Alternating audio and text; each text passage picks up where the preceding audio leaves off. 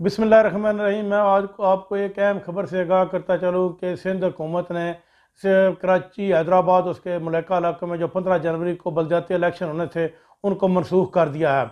अब नई हल्का बंदियों के बाद इलेक्शन करवाए जाएंगे, क्योंकि जो एम के मुतहदा धड़े मुतहद हुए हैं उनका सबसे बड़ा मुतालबा यही था कि ये 15 तारीख को जो इलेक्शन है इनको मनसूख कर दिया जाए और दोबारा हल्का बंदियाँ करके दोबारा इलेक्शन कराया जाए। जबकि जमात इस्लामी और पाकिस्तान तरीके इंसाफ इस बात के ऊपर बज़िद हैं कि 15 तारीख को ही इलेक्शन कराए जाए।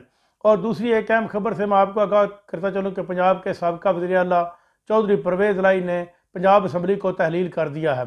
उन्होंने वज़ीर आला का इत्मीनान का वोट लेने के साथ ही आधे मिनट में असम्बली के ऊपर साइन करके गवर्नर पंजाब बलीगुर रहमान को भेज दिया। अगर बलीगुर रहमान उनमें 48 घंटों के ऊपर दस्तखत नहीं करते तो ऑटोमेटिक ये असम्बली तहलील हो जाएगी।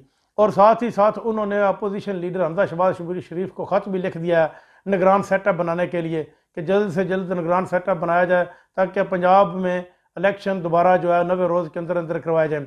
और मुमकिन है कि 1 या 2 दिन के अंदर अंदर KPK की असम्बली को भी तहलील कर दिया जाए।